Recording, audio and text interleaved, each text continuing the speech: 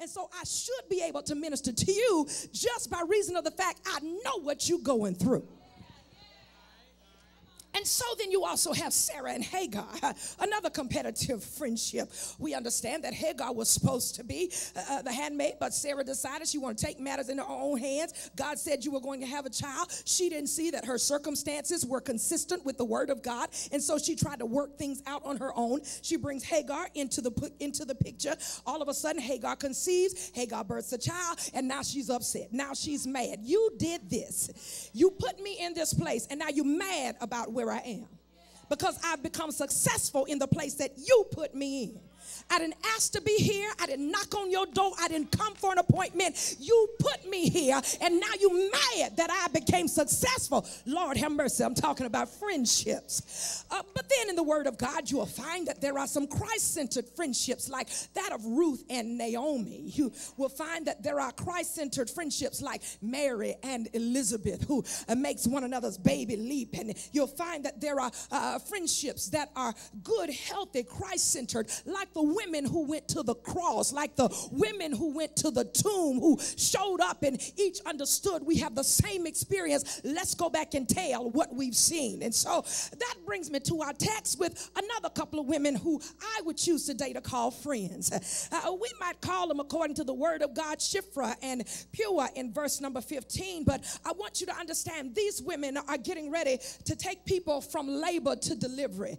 That's what a real friend does. She can take you from labor to delivery. She can walk with you through your pregnancy and your season of being physically deformed. She can walk with you through your season of being full and waiting and anticipating and expecting and not really knowing what the outcome is going to be. See, that's what a friend is. A friend don't back away from you just because you're dealing with something that they're not dealing with at that time. But a friend says, I'm with you for the long haul. And so that friend then takes you from labor to delivery, like Shiphrah and Puah in verse number 15.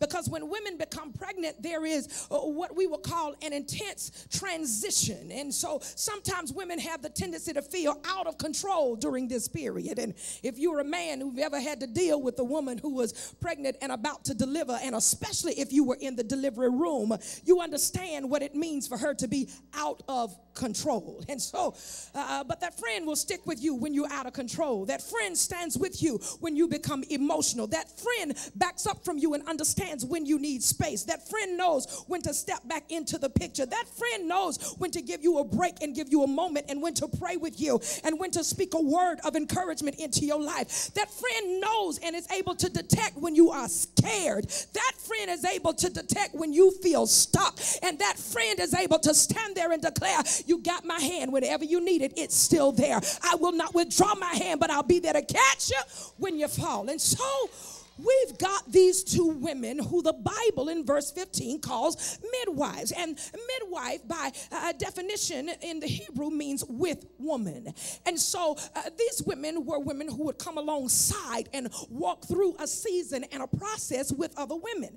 But what they were doing was not just helping to bring forth new life, but these midwives, when you go back and check the history of the Israelites, we understand that these midwives were also responsible for the renewal of life. They were responsible for the rebirth of a nation. There are some things that never would have happened had there not been a Shiphrah and a Puah. And I want you to understand, at some point in our lives, every one of us has needed a Shiphrah or a Puah. See, that friend walks with you from labor to delivery, but when I go over to Exodus chapter number 2, Minister Beulah, I understand that the Bible begins to talk about a man and a woman who came together from the tribe of Levi, and they conceived a son. But Pharaoh had already given it a decree to throw the men children into the river because what he was expecting of Shiphrah and Puah, they did not do. And so Pharaoh makes a decree. He says, all right, since they're not dying at birth, I want you to cast them into the river. Well, I want you to understand, his intention was to drown them in the water.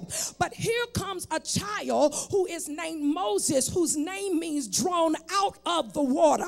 I want you to understand that at some point in your life. Shipra and Pua have shown up, and they have been the ones responsible for turning the hand of destiny in your life. They have been the ones who stood in the gap and made sure what the enemy meant for your evil, it turned and worked out for your good. Somebody ought to tell your neighbor, thank you for being a friend.